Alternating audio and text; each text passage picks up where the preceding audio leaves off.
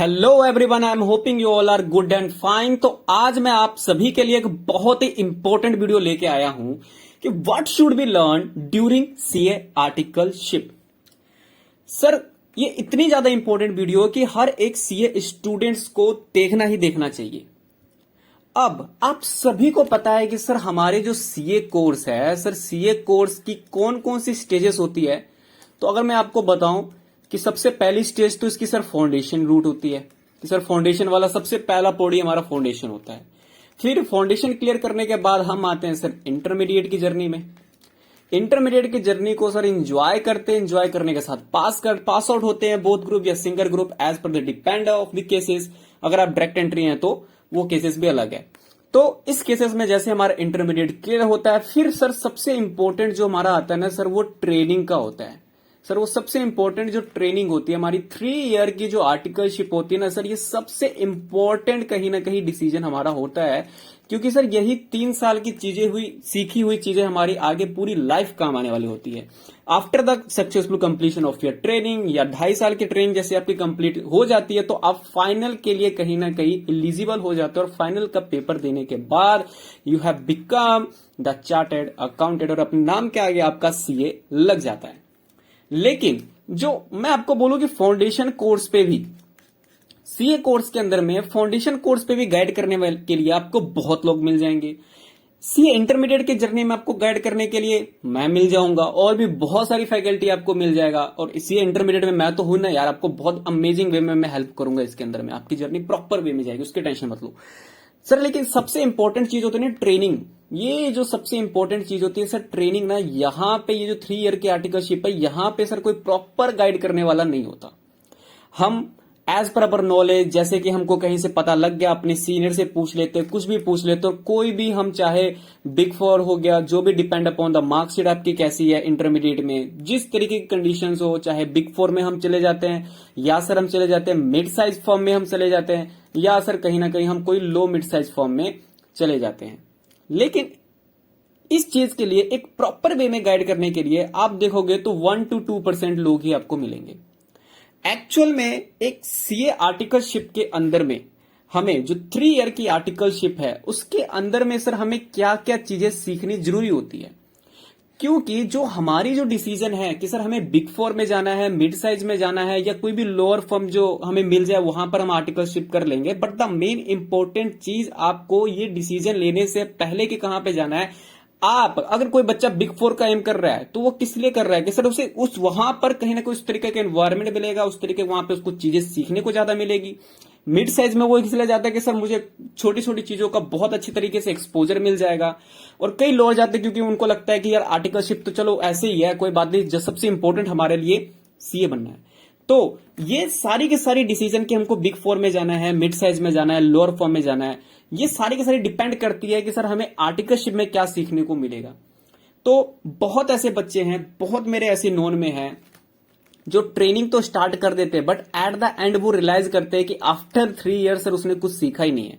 After 3 year जब client उसके पास आता है कि सर ये वाली प्रॉब्लम्स है, और वो प्रॉब्लम को वहां पे हैंडल आउट कर ही नहीं पाते, तो उस टाइम पे फिर वो अपने आप को अंडर वैल्यूड करते हैं कि हमने 3 साल में किया ही क्या है, ऐसी डिग्री का क्या फायदा जहां पर अपनी आप ट्रेनिंग और आर्टिकलशिप भी प्रॉपर वे में नहीं कर पा रहे हो। तो क्योंकि जब हम अब में से मेरे जो भी नॉन में स्टूडेंट्स हैं, उनमें से बहुत स्टूडेंट का अभी आर्टिकलशिप स्टार्ट होना है, तो बाकी भी स्टूडेंट ऐसे होंगे जिनकी आर्टिकलशिप कहीं ना कहीं स्टार्ट होगी। तो उन सभी स्टूडेंट के माइंड में यही क्वेश्चन आएगा ना, क्योंकि पहले से अगर मुझे सर ना, मेरा एम यही रहता है कि बच्चे का रोड मैप क्लियर हो। रोड मैप क्लियर हो कि हमें जाना कहां पे है। अगर सर आपको एक रोड मैप क्लियर होगा तो आप उसी रोड के ऊपर चलते जाओगे, अपने जो लक्ष्य है उस लक्ष्य तक आप पहुंच जाओगे। ये मेरा हमेशा से ही एम रहा है। लेकिन जब आर्टिकलशिप की बात आती है तो हमें उतनी ज्यादा नॉलेज होती ही नहीं है, या कहो हमको प्रोवाइड ही नहीं की जाती। अगर आप इंटरव्यू के लिए जाओ तो इंटरव्यू के लिए जाओगे तो आपको जनरली यही बोला जाएगा ना कि हाँ ठीक है, आपको सभी चीजें की एक्सपोजर मिलेगी, बट सर एक्चुअल में एक्सपोजर होगी क्या आपको वहां पर सिर्फ और सिर्फ जीएसटी रिटर्न की रिटर्न फाइल करवा रही है पूरे 3 साल के अंदर में, या कोई ऐसी सीए फर्म जो सिर्फ और सिर्फ आपको इंटरनल ऑडिट के लिए रखी हुई है, क्या इतना ही आर्टिकलशिप होता है? क्या इतना ही आर्टिकलशिप होता है? क्या इतने ही 3 साल के आर्टिकलशिप में हमें सीखने को चीजें मिलेगी? नहीं, दैट्स नॉट। तो ये इंपॉर्टेंट वीडियो आप सभी के लिए है कि सर ये सिर्फ सिर्फ 2 चीजें नहीं होती, सिर्फ इंटरनल ऑडिट करना या सिर्फ और सिर्फ स्टैट ऑडिट करना, सर यही चीज हमारी 3 साल की आर्टिकलशिप में नहीं होती है। बिलीव मानो आपका आर्टिकलशिप बहुत इंपॉर्टेंट होता है, क्योंकि सीए बनने के बाद आपके पास ये प्रैक्टिकल नॉलेज जो है ना, ये प्रैक्टिकल नॉलेज ही आपका वर्क आउट करेगा। तो इसी चीज के ऊपर एक अमेजिंग वीडियो लेके आया हूं। थोड़ा सा वीडियो लॉन्ग हो सकता है, बहुत ही डीप और डिटेल्ड एनालिसिस करेंगे कि 3 साल के प्रैक्टिकल ट्रेनिंग के अंदर में हमें कौन कौन सी प्रैक्टिकल नॉलेज लेनी कंपलसरी है, जो सो दैट कि ये चीजें हमारी लाइफ में आगे ब्यूटीफुल तरीके से काम आए, कि कल को हमारे सामने क्लाइंट आए तो हम उस चीज को हैंडल आउट कर सके। तो लेट्स बिगिन। जैसे कि आप सभी को पता है कि यार आर्टिकलशिप होता है क्या, बट उन व्यूअर जिनको पता नहीं है कि सीए कोर्स में क्या है, तो जैसे कि मैंने बताया सीए की 3 स्टेजेस होती है। सबसे इंपॉर्टेंट स्टेज जो हमारा प्रैक्टिकल ट्रेनिंग होता है, जो कि 3 ईयर की प्रैक्टिकल ट्रेनिंग है। अब सर ये क्या कंपलसरी है वॉलेंट्री है? आपकी कंपलसरी ट्रेनिंग आपको करनी पड़ेगी सर, वॉलेंट्री नहीं कर सकते। ये नहीं कि आप 3 ईयर की स्किप कर सकते हो, नहीं, कंपलसरी ट्रेनिंग करोगे। 2.5 साल की मिनिमम ट्रेनिंग आपकी कंप्लीट होने के बाद ही आप फाइनल के लिए एलिजिबल हो सकते हो। अब सर कब स्टार्ट करें? तो नॉर्मल रूट के जो स्टूडेंट्स होते हैं, चाहे तो वो अपना बोथ ग्रुप क्लियर करने के बाद आर्टिकलशिप को स्टार्ट कर सकते हैं। अब देखो मैंने यहां पे लिखा हुआ है, चाहे तो वो अपना बोथ ग्रुप या सर सिंगल ग्रुप भी क्लियर करने के बाद आर्टिकलशिप। अब नॉर्मल रूट कौन? वो स्टूडेंट जो कि फाउंडेशन रूट से सी इंटरमीडिएट में आए हैं। अब डायरेक्ट एंट्री रूट के बच्चे कौन से होते हैं? डायरेक्ट एंट्री रूट के बच्चे ऐसे बच्चे होते हैं जिनके लाइफ में बहुत ही ज्यादा स्ट्रगल होती है, बहुत ही स्ट्रगल होती है। सर क्यों स्ट्रगल होती है? क्योंकि उनको सीए इंटरमीडिएट, सीए इंटर और प्लस उनको आर्टिकलशिप साथ में करना पड़ता है, और ये सारी चीजें को मैनेज करनी पड़ती है।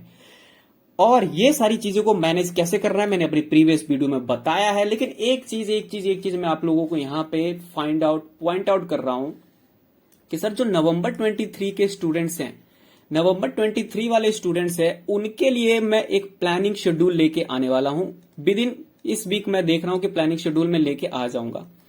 वो प्लानिंग शेड्यूल बहुत ही इंपॉर्टेंट है कि अपने आर्टिकलशिप के साथ स्टडी को कैसे मैनेज करें, और जो नॉर्मल रूट से उनके लिए भी एक अच्छा प्लानिंग शेड्यूल मैंने बनाया है। तो वो जल्दी अपने चैनल पे आने वाली है, तो जल्दी सब्सक्राइब कर लो उसको। तो डायरेक्ट एंट्री वाले क्या करने, जैसे उन्होंने अपना रजिस्ट्रेशन करवाया सर, रजिस्ट्रेशन करवाने के बाद जैसे वो सीए इंटरमीडिएट में रजिस्ट्रेशन करवाए, उनको सक्सेसफुल कंप्लीशन करना पड़ेगा अपनी आईटीटी और ओसी की क्लासेस, एंड देन उनको भी आर्टिकलशिप इमीडिएटली उनको ज्वाइन करना पड़ता है। ज्वाइन करने के बाद 9 मंथ की आर्टिकलशिप, यहां पर 9 मंथ की आर्टिकलशिप जैसी उनकी कंप्लीट होती है, 9 मंथ की आर्टिकलशिप जैसे ही सर कंप्लीट होती है, वो क्या कर सकते हैं सर, वो अपने एग्जाम में अपीयर हो सकते हैं। कौन से सर? फाइनल के नहीं, इंटरमीडिएट के एग्जाम में वो अपीयर हो सकते हैं और पेपर को लिख सकते हैं, और क्लियर करने के बाद रिमेनिंग आर्टिकलशिप कर सकते हैं। अगर नहीं भी क्लियर होता, बाकी की आर्टिकलशिप उनका चलता रहता है साइमल्टेनियसली।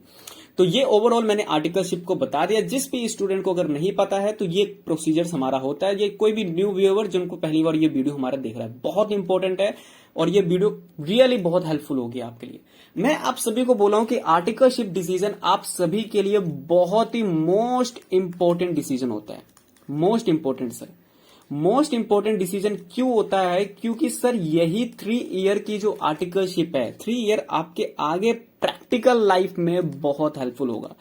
कल को आप प्रैक्टिकल लाइफ में, कल को आप सपोज करो कोई जॉब के लिए जाते हो, आप सीए बनने के बाद आप किसी जॉब के लिए अप्लाई कर रहे हो। लेट्स से सपोज आप रिलायंस में आपका ऑफर है, रिलायंस के अंदर कैंपस प्लेसमेंट के अंदर आपका जॉब इंटरव्यू हो रहा है। तो व्हाट इज द फैक्ट? अगला जो रिलायंस का जो बोर्ड ऑफ डायरेक्टर होगा, वो आप लोगों से क्या पूछेगा? दे वर आस्क की how much your practical knowledge, आप लोगों के पास सर क्या क्या चीज की प्रैक्टिकल नॉलेज है लाइफ में। अगर सर आपके पास well and good practical knowledge है, सो दैट वो आपको हायर करेंगे। और भी बहुत सारे फैक्टर होते हैं, नो मैटर, और बाकी सारे फैक्टर को भी हम कंसीडर करते हैं, लेकिन one of the main situation कि आपको काम आना चाहिए। सर वो आपके ऊपर इन्वेस्ट कर रहे हैं, तो वो इन्वेस्ट किस लिए करेंगे? क्योंकि आपसे उनको रिटर्न भी तो दिख रही है ना। कोई भी कंपनी का एम्प्लॉयर किसी भी एम्प्लॉय पे इन्वेस्ट कब करता है? जब उनको वहां से रिटर्न दिख रही है। सर हमारे कोई लीगल प्रोसीजर है, उस लीगल प्रोसीजर को आपको हैंडल करना आना चाहिए। जितने भी लॉ जो बने हुए हैं, जो गवर्नमेंट की जितनी भी कंप्लायंस है सर, वो गवर्नमेंट की कंप्लायंस होना चाहिए। हमारे ऊपर किसी भी तरीके से कोई भी ऑब्जेक्शन नहीं आना चाहिए, इसलिए हम आपको हायर कर रहे हैं। एक बेटर फाइनेंशियल सिस्टम आप बना के दो, एक बेटर फाइनेंशियल कंट्रोल हमें बना के दो, रिस्क मैनेजमेंट करके दो। ये सारी की सारी चीजें कहीं ना कहीं एक कंपनी आपसे डिजर्व करती है।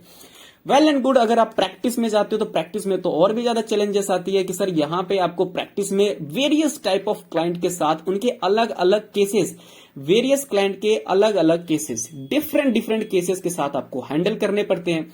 और वो केसेस आप कब हैंडल कर पाओगे? जब आपके पास एक good amount of practical knowledge होगा।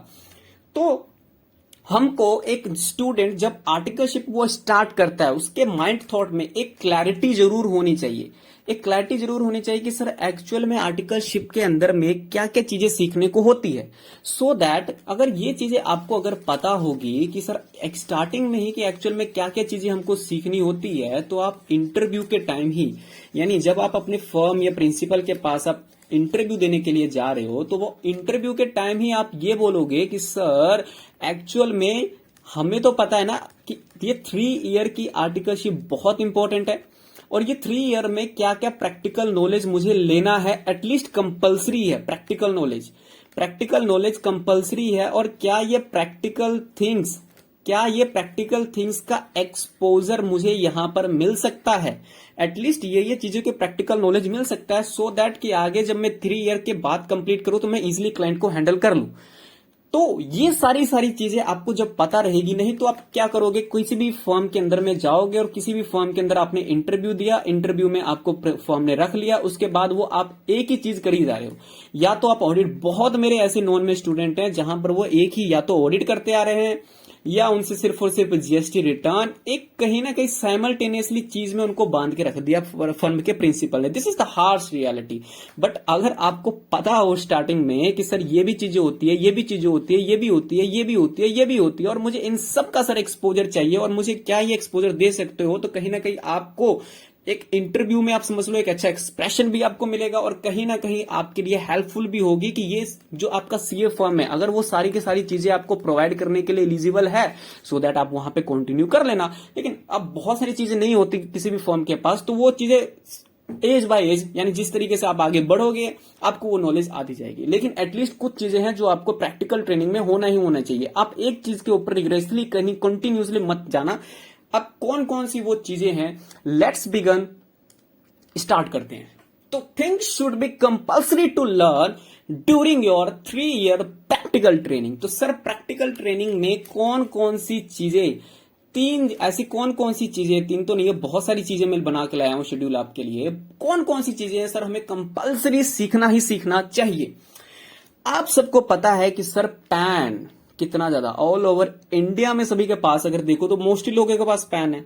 आप पैसे भी बहुत बच्चों के पास बैंक अकाउंट होगा, और बैंक अकाउंट ओपन करवाने के लिए सर पैन तो चाहिए।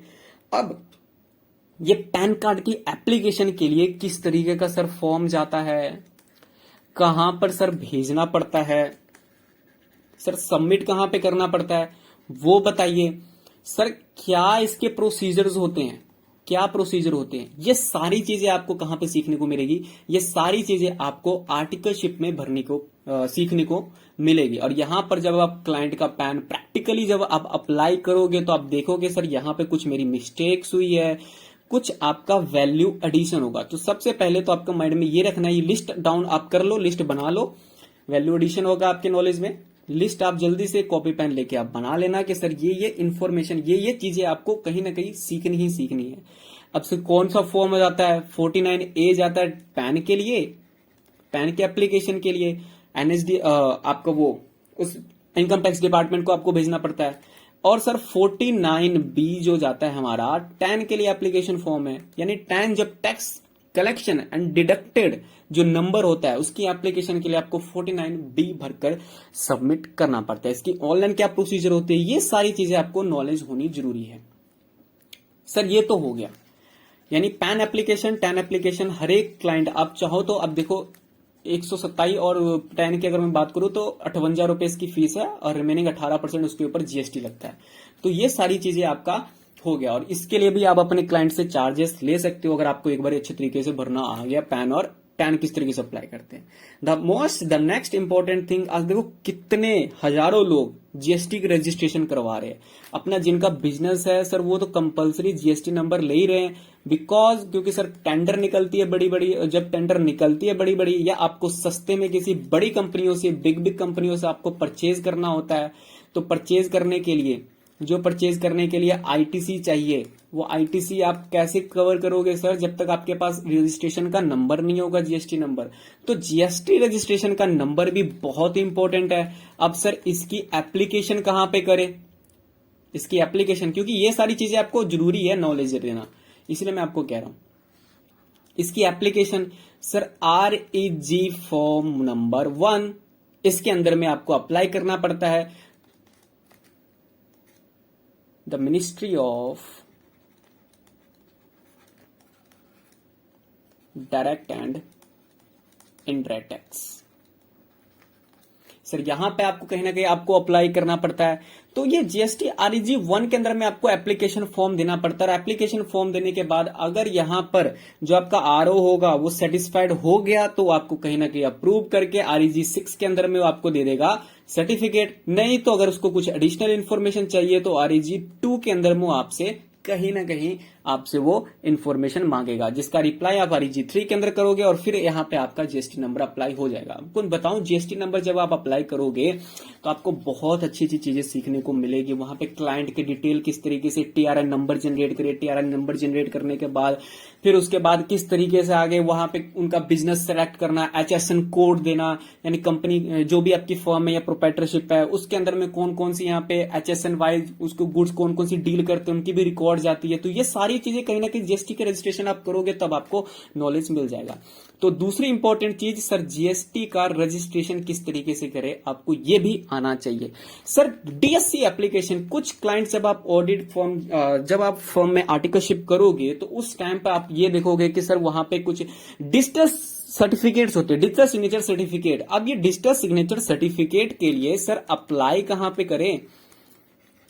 अब क्लाइंट आपको आ गया, क्लाइंट आपको ये बोले कि सर आपने यहाँ पे मेरे को डीएससी चाहिए, अब डीएससी आप कहां पर अप्लाई करोगे। तो ये चीजें आपको अपनी ट्रेनिंग में सीखना बहुत जरूरी है कि आपको ये आगे जाके डिजिटल सिग्नेचर हर एक जगह पे लगता है। अब जीएसटी सर कहां पे लगता है बताना, जब आप रिटर्न फाइल करते हो। सर कौन सी रिटर्न, सर जीएसटी की रिटर्न फाइल करते हो तो वहां पर भी डिजिटल सिग्नेचर सर्टिफिकेट ही आपका लगता है। और वहां पर किस तरीके से अप्लाई करना है, उसकी क्या प्रोसीजर है, ई मुद्रा वेबसाइट है, मैं आप लोगों को बता दूं। यहां से आप क्या कर सकते हो, अपना डीएससी की एप्लीकेशन डाल सकते हो और यहां पे डीएससी की एप्लीकेशन के साथ इंक्रिप्टेड फॉर्म में साथ आपको यहां पर डीएससी सर्टिफिकेट मिल जाएगा। किस तरीके से अप्लाई करें ये सारी चीजें आपके प्रैक्टिकल नॉलेज का पार्ट है। और अगर मेरे पास टाइम हुआ तो ये सारी चीज कैसे अप्लाई करते हैं ना, ये सारे प्रैक्टिकल चीजें मैं कहीं ना कहीं यूट्यूब वीडियो अपनी डाल दूंगा, फ्री ऑफ कॉस्ट आप सभी के लिए डालूंगा। तो इस चैनल को फटाफट सब्सक्राइब कर लो, बहुत इंपॉर्टेंट वीडियो आने वाली है आप लोगों के लिए। सर डिन the director identification number, sir director identification number. अब सर छोनू मोनू बबलू नाम के बहुत सारे डायरेक्टर होंगे। अब इन सभी डायरेक्टर में से अब कल को एक कंपनी के अंदर में बबलू नाम का एक डायरेक्टर है और दूसरा उधर से कोई बबलू काम वाला आके बोले कि मैं भी इस कंपनी का डायरेक्टर हूं, भाई शेयर होल्डर तो वहीं पे परेशान कि सर ये काम वाले बबलू को मैं अपना डायरेक्टर मानूं या रोने वाला शकल बनाते हैं इसका। चलो मैं ड्राइंग बहुत गंदा बनाता हूं, मैं इसको श्याम बबलू, मैं इसको यहाँ पे काम करने वाले को बनाऊं या एक्चुअल में कौन है सर। तो यहाँ पे इसी कंफ्यूजन को दूर करने के लिए डायरेक्टर आइडेंटिफिकेशन नंबर का एक कंसेप्ट है जहां पर आपको डिन की अप्लाई करनी पड़ती है। डिन नंबर के लिए आपको अप्लाई करना पड़ता है। सर कौन सा फॉर्म होता है ना, सर DIR3 का फॉर्म होता है, DIR3 का फॉर्म। अब सर ये DIR3 का फॉर्म कहां पर सबमिट करें, किस तरीके से अप्लाई करें, this is the part of your practical knowledge. आगे प्रैक्टिकल ट्रेनिंग आपका पार्ट है और किसी भी फॉर्म के अंदर में आपको pan application, GST registration number, DSC की एप्लीकेशन किस तरीके से करनी है, डिन की एप्लीकेशन किस तरीके से करनी है, ये सारी चीजें आपको 3 साल के आर्टिकलशिप में सीखना जरूरी है। मैं फिर से कह रहा हूं अगर आपका प्रिंसिपल सीखना आपको है, आपको ये सारी चीजें मांगनी पड़ेगी, मांगने से आपको ये सारी चीजें मिलेगी, नहीं तो आपको कोई भी एक चार्ज और एक टास्क दे दिया जाएगा, उसी एक टास्क को आप 3 ईयर, बहुत सारे मेरे नॉन में ऐसे स्टूडेंट हैं जिन्होंने अपने लाइफ में ये सारी चीजें अप्लाई नहीं की, उनका प्रैक्टिकल नॉलेज नहीं है, सीए बनने के बाद भी उसको ये सारी चीजें नहीं आती, फिर वो जॉब में चले जाते हैं, किसी भी छोटी मोटी जॉब 15 से 20 हजार वाली जॉब करते हो। तो इतनी मेहनत आप लोगों ने की है, तो अपने प्रैक्टिकल चीजों को ध्यान में लेके चलो, इस चीज का एक्सपोजर लो, उनसे पूछो फॉर्म को कि सर ये वाली चीजें मेरे पास रहती है, मुझे इस चीज का प्रैक्टिकल नॉलेज नहीं और मुझे वो चाहिए। तो आपका ये हो गया, आपको सिर्फ रिग्रेसली एक टास्क ही नहीं करना, अलग अलग टास्क। और 3 ईयर के आर्टिकलशिप में ऐसा कोई भी फॉर्म नहीं होता जहां पर ये सारी चीजें नहीं होती, नॉर्मल रूटीन की चीजें ये।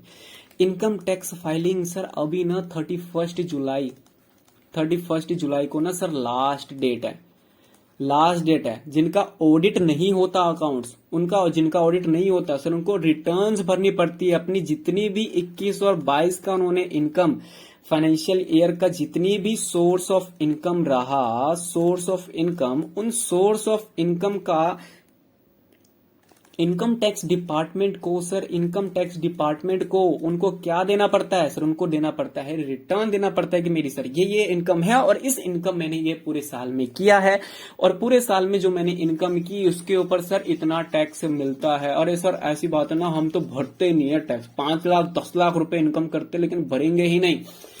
तो यहां पर बच्चे कंसेप्ट भी है, टीडीएस का कंसेप्ट है, टीसीएस का कंसेप्ट है सर, एआईएस का कंसेप्ट है। यहां पर आपकी सारी ट्रांजैक्शन बोलेगी, आपने रिटर्न फाइल किया नहीं, आपको आ जाएगा डायरेक्टली इनकम टैक्स डिपार्टमेंट से नोटिस कि सर आपकी ये सारी इनकम है, टीडीएस कट है, टीसीएस कट है, एआईएस में इतनी ज्यादा आपकी फाइनेंशियल सिक्योरिटी, आपने सेल परचेज की, कैपिटल गेन आपका इतना हुआ है, बट एक्चुअल में आप लोगों ने रिटर्न फाइल नहीं की, नोटिस आ गया, पेनल्टी, डिमांड, रिकवरी होगी।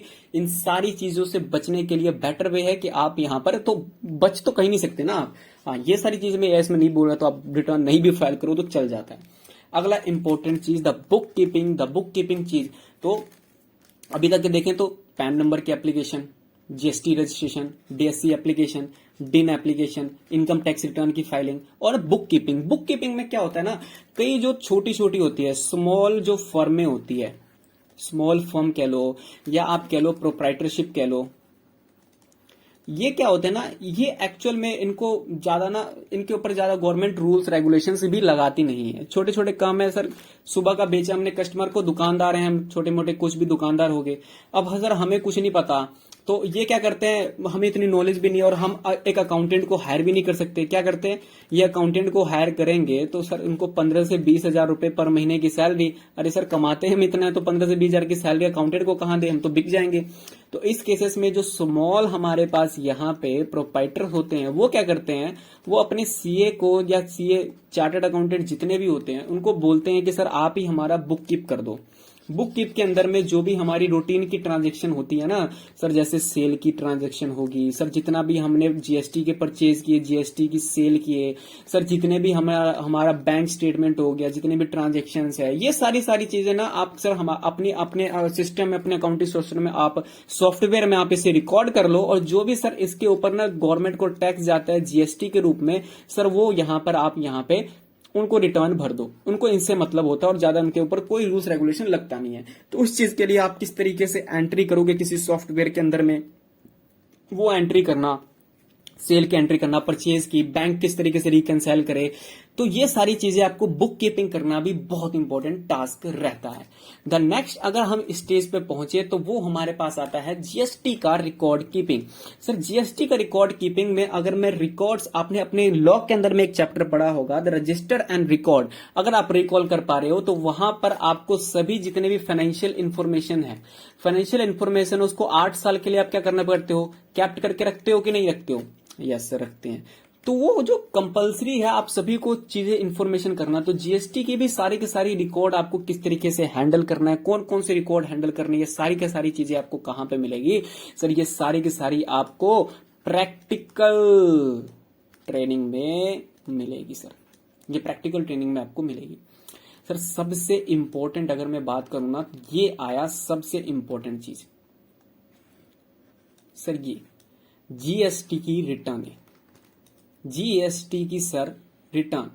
जीएसटी की रिटर्न आप सभी को अब पता है कि आज हर कोई जीएसटी में परचेज कर रहा है, जीएसटी में परचेज कर रहा है, जीएसटी में डील कर रहा है, जीएसटी की गुड्स हर प्रोडक्ट पे जीएसटी लगता है। अब तो गवर्नमेंट ने जो हमारी कंज्यूमेबल चीजें हैं उसके ऊपर भी कहीं ना कहीं चावल हो गया, मिल्क हो गया और दही हो गया, इन सब चीजों के ऊपर भी उन्होंने टैक्स तो जीएसटी रेट इंप्लीमेंट कर दिया है। तो ये अगर कोई भी एक जो हमारा क्लाइंट है या कोई भी कह लो आप यहाँ पे कोई भी फर्म हो गया या कोई भी प्रोप्राइटर हो गया, जब वो अपना कहीं ना कहीं सेल करेगा तो वो कंज्यूमर से क्या करेगा, कंज्यूमर से या जो भी परचेजर होगा उससे जीएसटी को रिकवर करेगा और जीएसटी को रिकवर करने के बाद वो गवर्नमेंट को यहाँ पे डिपॉजिट करेगा और गवर्नमेंट को रिटर्न फाइल करेगा। तो वो जीएसटी की रिटर्न कौन कौन सी फाइल करते हैं, किस तरीके से हम जीएसटी की रिटर्न फाइल करते हैं, तो ये आपका बहुत इंपॉर्टेंट टास्क है कि आपको इसके बारे में नॉलेज होनी चाहिए।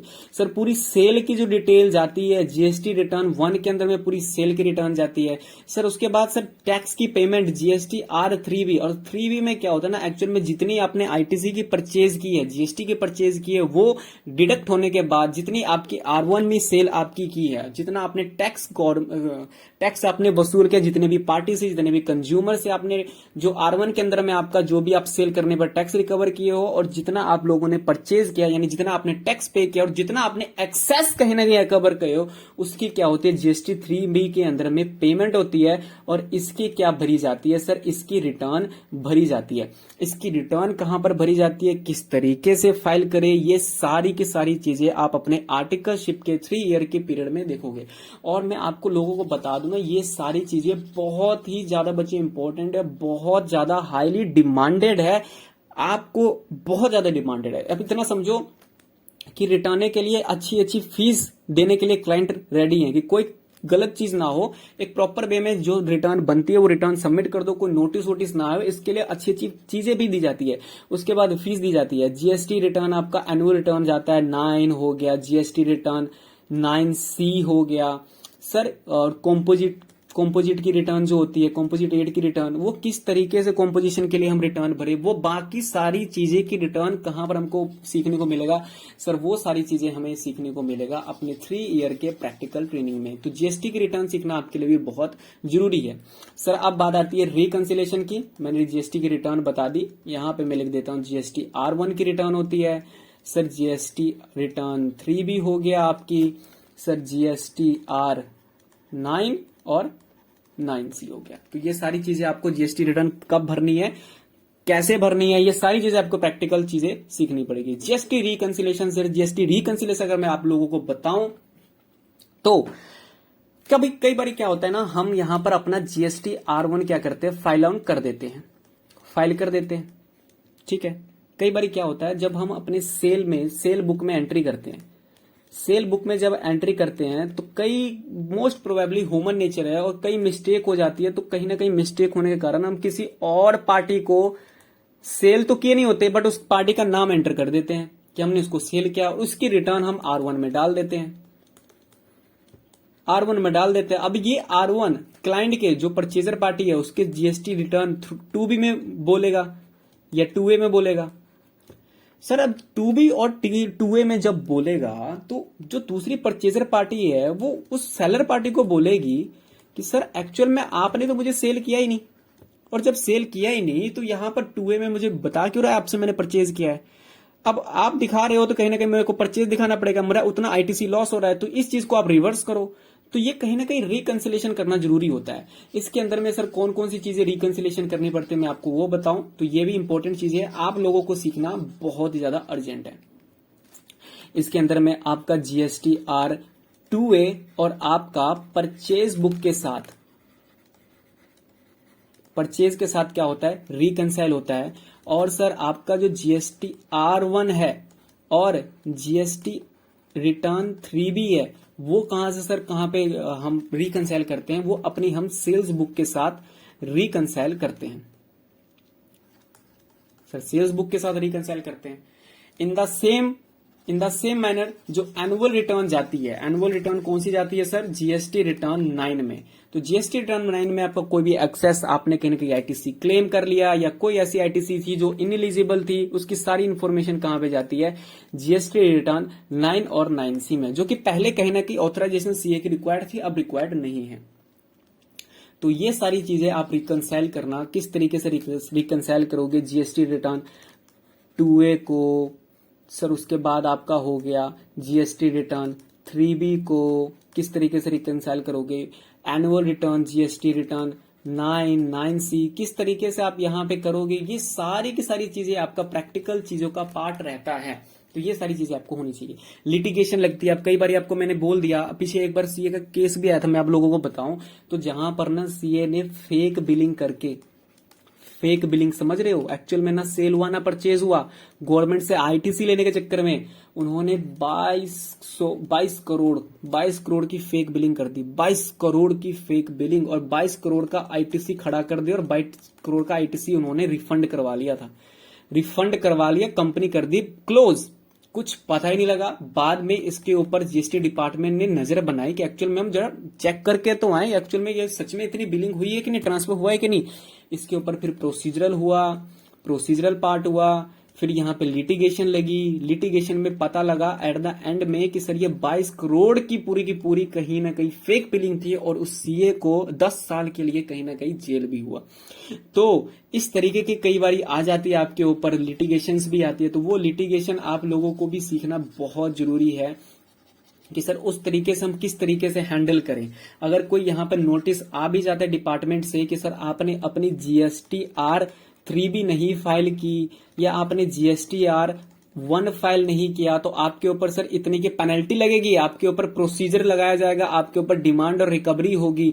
तो उस तरीके से नहीं, हमने तो फाइल किया, आप यहाँ पे ये ऑब्जेक्शन बनाओगे कि सर आपका सिस्टम इशू है, कहीं ना कहीं हम अपना प्रूफ भेजते हैं अटैचमेंट लगा के वहां पे, नहीं सर ये देखो ये हमारे पास रिकॉर्ड है, और हमने यहाँ पर वो रिकॉर्ड कीपिंग से आपको पता लगेगा जीएसटी। अब ये देखो डॉट को कनेक्ट करो, रिकॉर्ड कीपिंग होगा तभी आप लिटिगेशन में उस चीज को कहीं ना कहीं प्रूफ कर पाओगे।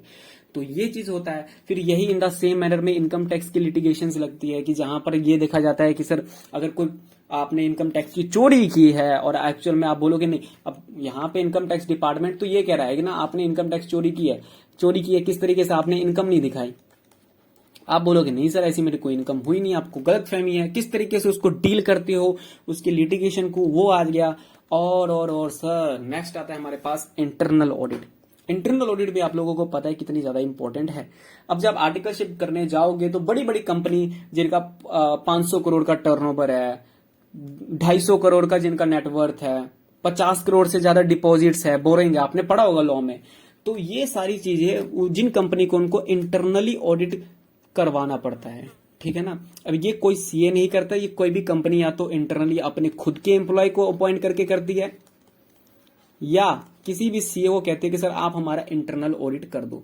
तो इंटरनल ऑडिट करने के साथ इस इंटरनल ऑडिट में क्या क्या चीजें आप करोगे, इसके अंदर आपको डे बुक अपनी क्या करनी पड़ती है सर, डे बुक आपको यहाँ पे चेक करनी पड़ती है। डे बुक के बाद आपका MIS आपको देखना पड़ता है सारी प्रॉपर बनी है कि नहीं, आपको सर फिजिकल स्टॉक आपको वेरीफाई करना पड़ता है, फिर उसके बाद एक्चुअल के साथ कंपेयर करके डेविएशन रिपोर्ट बनानी पड़ती है। फिर आपने कहीं ना कहीं क्या होता है, कई बार लोकल ट्रांजेक्शन होती है, लोकल सेल्स होती है, और वहां पे जो हमारे अकाउंटेंट साहब होते हैं वो कहीं ना कहीं IGST लगा देते हैं, तो वो चीज की आपकी ऑब्जर्वेशन होती है। वो सारी की सारी ऑब्जर्वेशन किस तरीके से ऑडिट करना है किसी बड़ी कंपनी के अंदर में, क्या क्या चीजें को कंसीडर कर रहा है, ये सारी चीजें आपको कहीं ना कहीं सीखना जरूरी है। कहां पे सीखना जरूरी है सर ये आपको सीखना आर्टिकलशिप में जरूरी है। अब कंपनी की ऑडिट में भी जो स्टैट ऑडिट होता है आपका, कंपनी का स्टैट्यूटरी ऑडिट होता है, द टैक्स ऑडिट किस तरीके से आप करोगे, 44AB के अंदर में टैक्स ऑडिट हो गया आपका। और सर यहाँ पे आपका स्टॉक, कंपनी के अंदर में जो स्टॉक है, क्लोजिंग स्टॉक की वैल्यूएशन, स्टॉक वैल्यूएशन किस तरीके से कर सकते हो आप, उसका ऑडिट किस तरीके से करोगे। बहुत सारी चीजें कंपनी ऑडिट में भी होती है। तो ये सारी की सारी चीजें आपको कहीं ना कहीं ध्यान में रखना होता है। तो ये प्रैक्टिकल चीजें आपको कहीं ना कहीं सीखना जरूरी है। नेक्स्ट अगर मैं देखूं तो कंपनी सर इनकॉर्पोरेशन कैसे करें? तो ये 3 ईयर के प्रैक्टिकल ट्रेनिंग में आपको कहीं ना कहीं जरूरी है ये भी सीखना कि सर कल को आपके पास क्लाइंट आया और उसने कहा कि सर मुझे कंपनी इनकॉर्पोरेट करना है, एलएलबी बनाना है, 1% कंपनी बनाना है, सर मुझे प्राइवेट कंपनी बनाना है, पब्लिक बनाना है, तो उसके लिए स्पाइस प्लस फॉर्म का नॉलेज तो होना चाहिए ना सर। उसके लिए स्पाइस प्लस का फॉर्म का नॉलेज हो, किस तरीके से फाइल करते, कहां पे एमसी के डिपार्टमेंट पे कहां पे जाके हम फाइलिंग करते, किस तरीके से इनकॉर्पोरेशन करेंगे, इसके पार्ट ए में किस तरीके से कौन कौन सी डिटेल जाती है, इसके पार्ट बी में कौन कौन सी डिटेल जाती है। तो ये सारी चीजें जो इनकॉर्पोरेशन के लिए इंपॉर्टेंट है वो आपको कहीं ना कहीं कंसीडर करना पड़ेगा। और इसके साथ जैसे आप फिर नेम किस तरीके से रिजर्व करते हैं, उसके लिए क्या करना पड़ता है, एग्जिस्टिंग कंपनी है चेंज करना है तो रन फॉर्म किस तरीके से यूज करें, तो वो सारे के सारे मैं ओवरव्यू दे रहा हूं क्योंकि बाकी सारी तो ये कम से कम 1-1 घंटा है इसके ऊपर डिस्कशन के लिए। बहुत बड़ी बड़ी टॉपिक है। अगर मैं आपको बताने के लिए बैठ जाऊं तो एक एक चीज जो मैं आपको बता रहा हूं ये सीखना है, जो आपने 3 साल में सीखना है, तो एक दिन में सारी चीज आपको नहीं पता लगेगी, लेकिन मैं आपको ओवरव्यू जरूर दे रहा हूं, लिस्ट जरूर बना के रख लो कि ये चीजें मैं 3 साल के ट्रेनिंग के अंदर में ये चीजें तो मैं जरूर सीखूंगा ही सीखूंगा। रीजन वाइज अगर आप ये सारी चीजों के आपके पास नॉलेज होगा तो आप कहीं ना कहीं ये सारी चीजें को सीख सकते हो। तो आपको कंपनी किस तरीके से इनकॉर्पोरेट करना है, ये भी चीजों का एक्सपोजर लेना बहुत जरूरी है आपको। एनुअल रिटर्न सर MGT 7 पढ़ा था ना, आप प्रैक्टिकली समझो किस तरीके से करते हैं। MGT 8 के अंदर में पढ़ा था ना, पीसीएस से क्या लेना पड़ता है, पीसीएस से सर्टिफिकेट लेना पड़ता है एनुअल रिटर्न में कंपनी की, किस तरीके से ले, एलएलपी की किस तरीके से एनुअल रिटर्न जाएगी, क्या क्या कंटेंट होगा, कहां पर फाइलिंग होगी, ये सारी चीजें भी आपको सीखना जरूरी है। टैक्स ऑडिट मैंने जैसे पीछे बताया, tax audit the income tax audit किस तरीके से, इसके अंदर में आपकी टीडीएस की डिटेल्स आती है। आपका कोई हो गया क्या लो कौन सा था रिलेशनशिप वाला जो हो गया हमारा, इंटर रिलेशनशिप है, कंपनी की इंटर रिलेशनशिप, इंटर ट्रांजेक्शन है, ठीक है। इंटर ट्रांजेक्शन मतलब जो अपने खुद के रिलेटिव ट्रांजेक्शन्स हैं, ठीक है, उस तरीके के रिलेटिव ट्रांजेक्शन की उसकी डिटेल जाती है। सर डेप्रिसिएशन की यहाँ पे डिटेल जाती है, वो सारी की सारी डिटेल इनकम टैक्स ऑडिट के अंदर में, टैक्स ऑडिट के अंदर में आपको फाइल करना पड़ता है। इसके अंदर लेजर की स्क्रूटनी होती है कि कोई सस्पिशियस यहाँ पे बबल एंट्री तो नहीं है कि कहीं ना कहीं शुरू से ही स्टार्टिंग से ही पिछले साल भी क्रेडिटर उतने का उतना खड़ा था, इस साल भी क्रेडिटर उतने खड़ा है और अगले साल भी, तो कहीं ना कहीं ब्लैक मनी को कन्वर्ट तो आपने नहीं किया है। जो आपकी इनकम है वो कहीं ना कहीं क्रेडिटर के रूप में शो तो नहीं हो रहा है, उसकी पेमेंट क्यों नहीं हो रही, अगर कोई लोन है तो उसके ऊपर आपने इंटरेस्ट क्यों नहीं चार्ज कर रहे हो, तो लेजर की पूरी स्क्रूटनी ये करना होता है। इसके अंदर टैक्स एंड ऑडिट के अंदर पूरी रिपोर्ट जाती है, वो रिपोर्ट किस तरीके से जाएगी इस चीज के बारे में नॉलेज।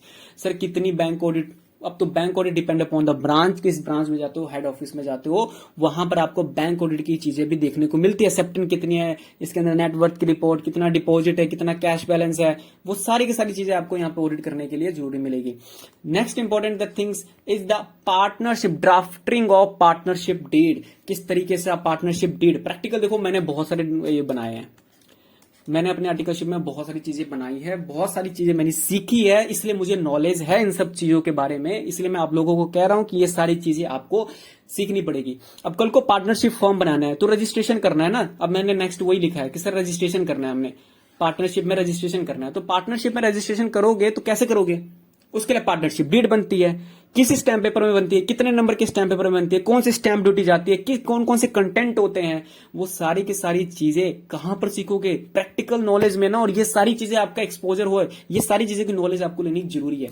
नेटवर्थ की रिपोर्ट, सर बाहर जाना है, एम्बेसी वीजा लग गया मेरा, अब मैंने बाहर जाना है, तो उसके लिए गवर्नमेंट के बोलते हैं ना, आपके अपने नेटवर्थ देश छोड़ के भागने के फिराक में तो नहीं ना हो, कोई आपके ऊपर लोन तो नहीं ना है कि देश छोड़ के भाग रहे हो, तो उसके लिए नेटवर्थ एक चार्टर्ड अकाउंटेंट से प्रैक्टिस से उनकी ऑथराइजेशन लो, उनके स्टैंप लगते हैं, हाँ जी सर इनकी इतनी वर्थ है, इतनी नेटवर्थ है, देश छोड़ के भागने वाले नहीं है, यहाँ पे इतनी प्रॉपर्टी, इतना गोल्ड है, इतनी ज्यादा इनकी सारी चीजें हैं, तो उसकी रिपोर्ट किस तरीके से बनाए, नेटवर्थ की वैल्यूएशन की रिपोर्ट किस तरीके से बनेगी, ये सारी चीजें भी आपको प्रैक्टिकल अपने 3 ईयर के नॉलेज में, 3 ईयर के आर्टिकलशिप पीरियड में ये सारी चीजें नॉलेज लेनी होती है।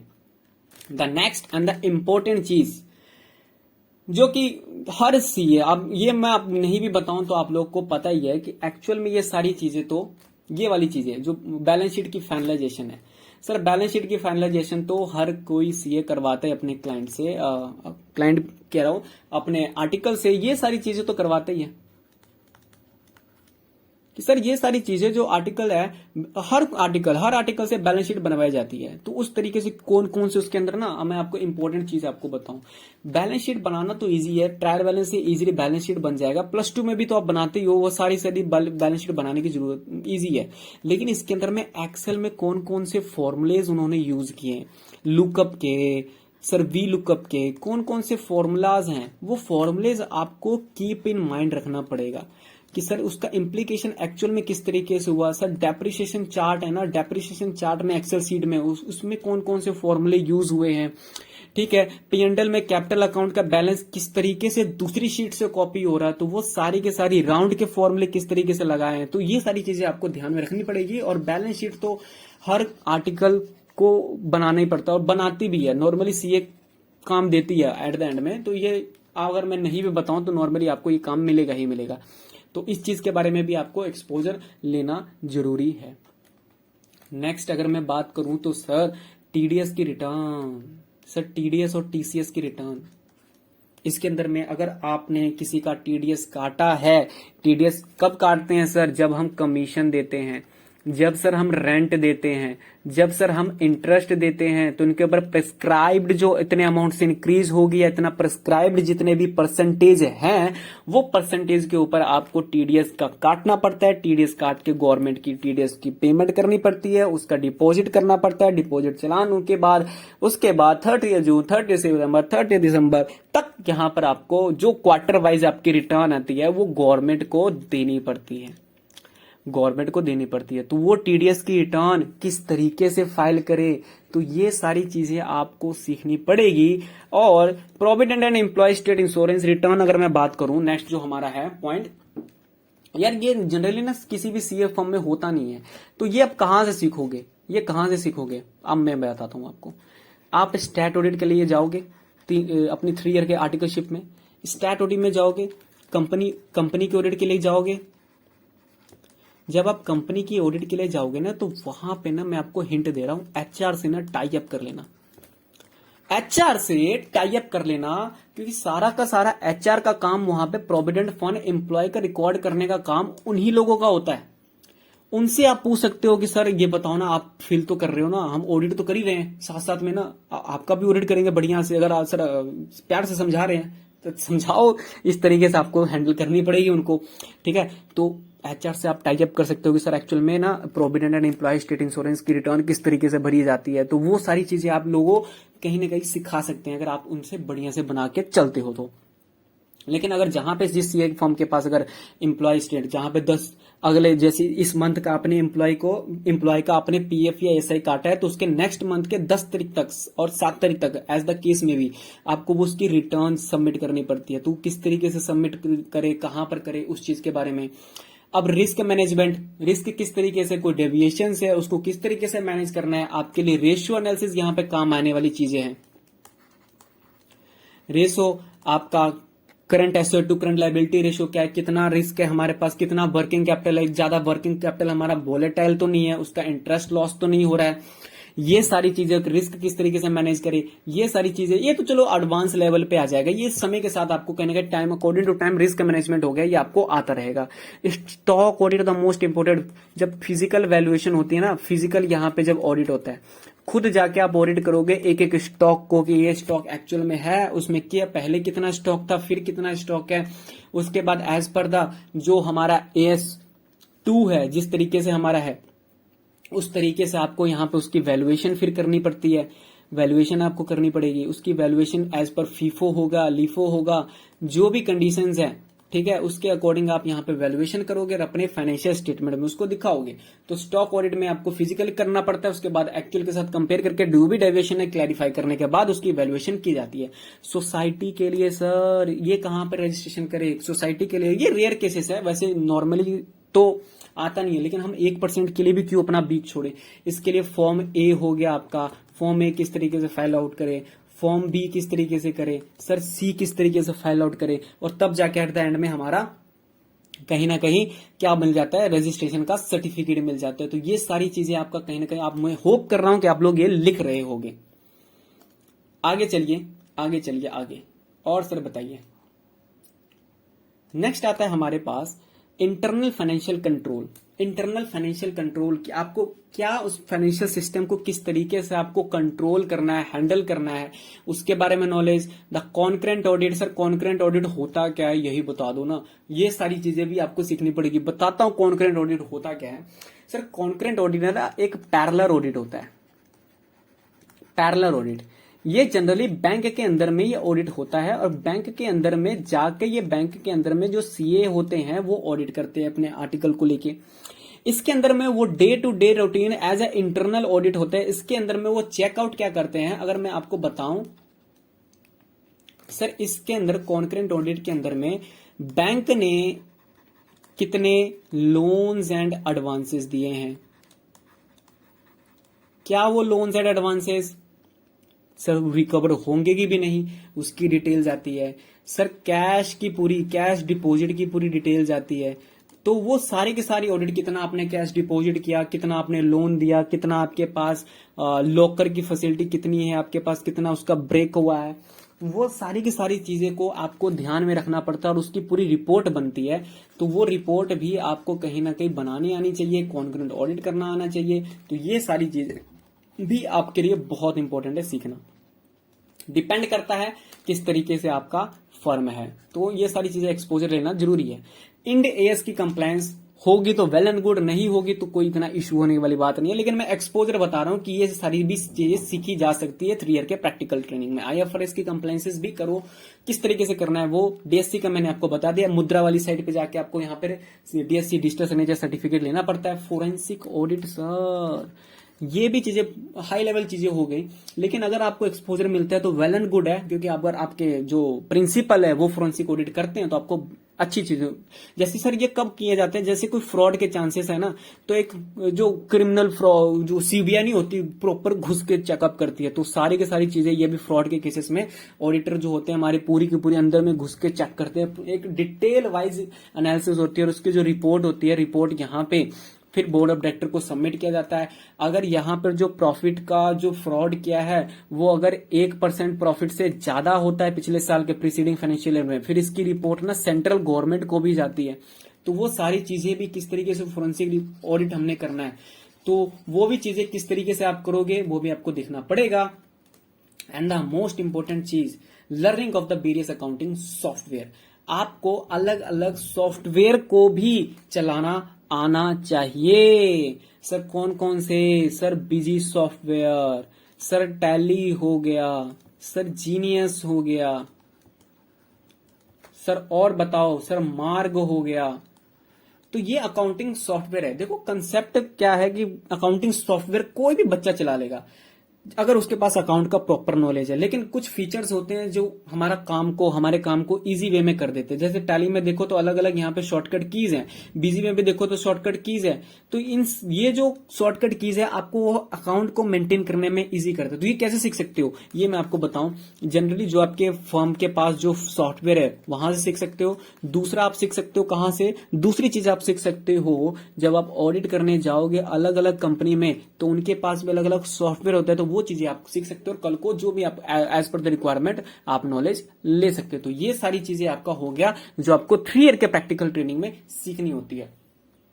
और सर और बताओ, नीचे से शुरुआत करते हैं। अकाउंट की मेंटेनेंस, अकाउंट किस तरीके से मेंटेन करते हो, पेंडल किस तरीके से आप सेट करते हो, सर बैलेंस शीट किस तरीके से फाइनल करते हो, आपको फाइनल करनी बैलेंस शीट आनी चाहिए। ड्राफ्ट बनाना तो इजी है, ट्रायल बैलेंस से देख के कॉपी करना तो इजी है, लेकिन उसको फाइनल करना किस तरीके से सेट आउट करना, किस तरीके से जीपी निकाल के हम सेट आउट करते प्रीवियस अकॉर्डिंग के अकॉर्डिंग, जिस तरीके से हमारा क्लाइंट का टैक्स भी ना बचे, क्योंकि हमें टैक्स बचाना है और जितना क्लाइंट का टैक्स बताओगे आपको उतना ज्यादा अर्निंग होगी। एक सीए का तो यही मन पर पर्पस होता है ना यार, जो भी प्रोविजन है उसको इस तरीके से समझो कि टैक्स को अवॉइड करना कहीं ना कहीं केस है, लेकिन टैक्स प्लानिंग को करना कोई केस नहीं होता उसके ऊपर। तो टैक्स प्लानिंग करके किस तरीके से मैनेज करें, किस तरीके से प्रॉपर अकाउंट मेंटेन करें, ये सीखना जरूरी है।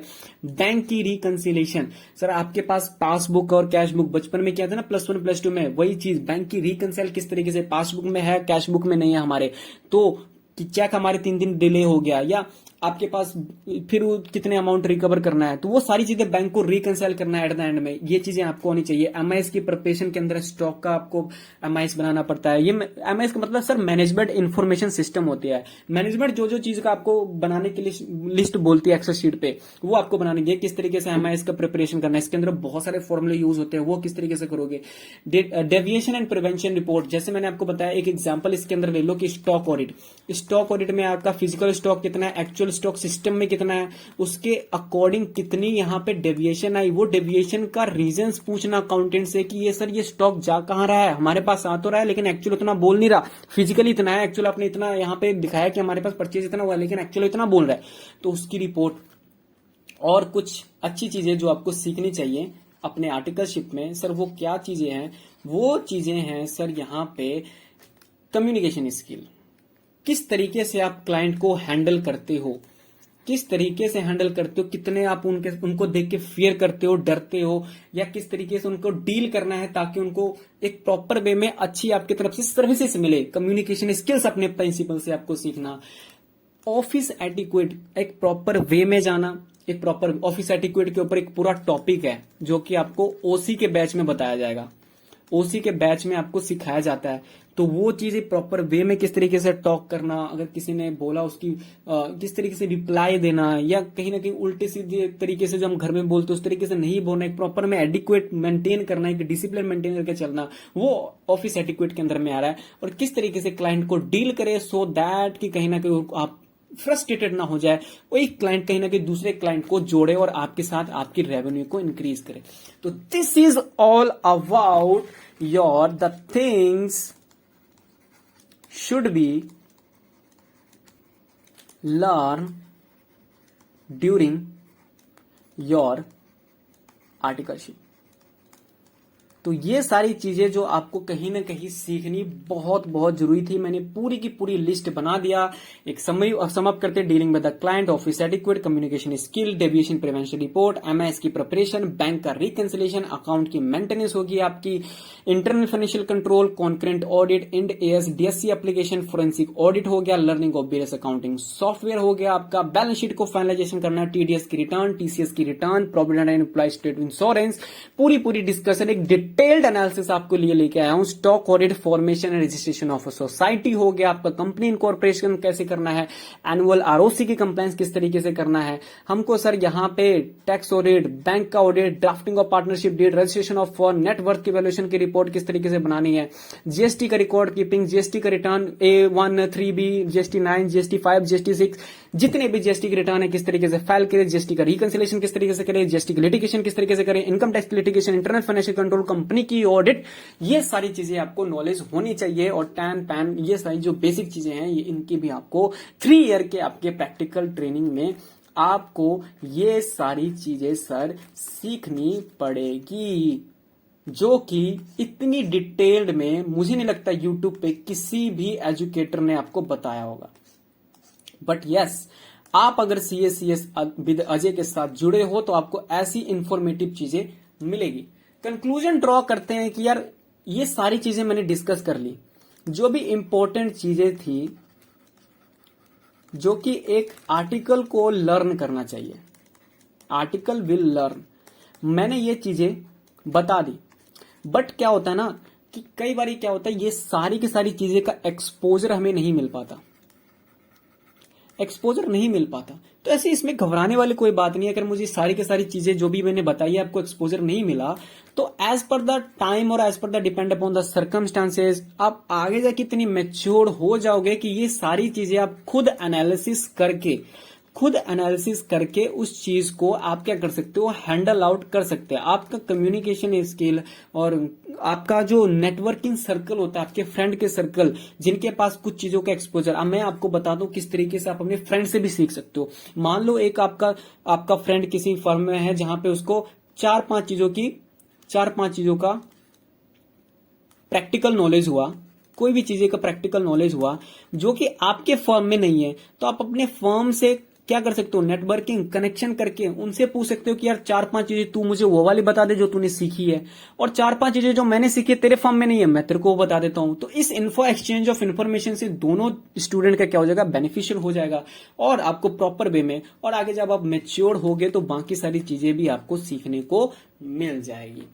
तो ये था एक पूरा का पूरा डिटेल सर, पूरा का पूरा detail analysis of what should be learn in articleship. उम्मीद करता हूं आपको बहुत ही अच्छी इंफॉर्मेशन और बहुत ही अच्छी कुछ सीखने को मिली होगी।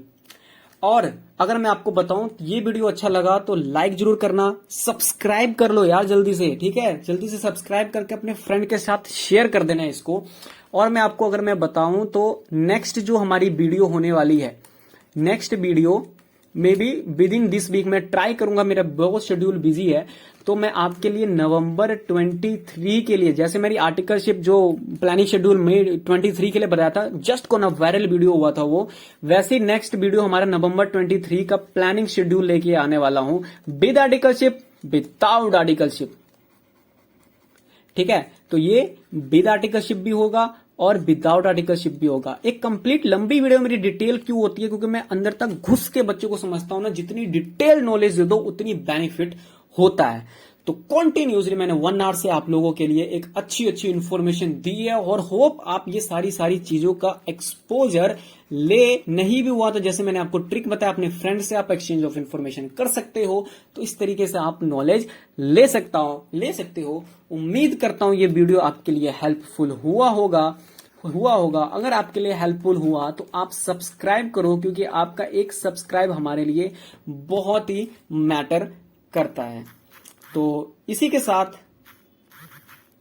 मैं समझता हूं कि आप लोगों के लिए सारे के सारे इंफॉर्मेशन मिल गई होगी। तो मैं उम्मीद करता हूं आप लोगों को ये कहीं ना कहीं मेरी बहुत अच्छी लगी होगी वीडियो। तो ये सारी इंफॉर्मेशन के साथ मैं इस वीडियो का एंड करता हूं। नेक्स्ट वीडियो जो हमारी आने वाली है ना यार, उसके लिए आप चैनल को सब्सक्राइब कर दो, ठीक है ना, चैनल को सब्सक्राइब करके नोटिफिकेशन ऑन कर देना। और इसी वीडियो का अंत करते हैं कि सर उम्र थका नहीं सकती, ठोकरें गिरा नहीं सकती। अगर आपके अंदर जीतने का जुनून है तो सुनना ध्यान से कि उम्र थका नहीं सकती, ठोकरें गिरा नहीं सकती। अगर जीतने का जुनून है तो हार भी हरा नहीं सकती। तो इस तरीके से हम अपने अंदर जुनून रखेंगे कि हमारा जो सीए इंटर का टारगेट है और सीए बनने का टारगेट है ना, वो फुलफिल करके दिखाएंगे। शाबा खैर, good day, thank you very much.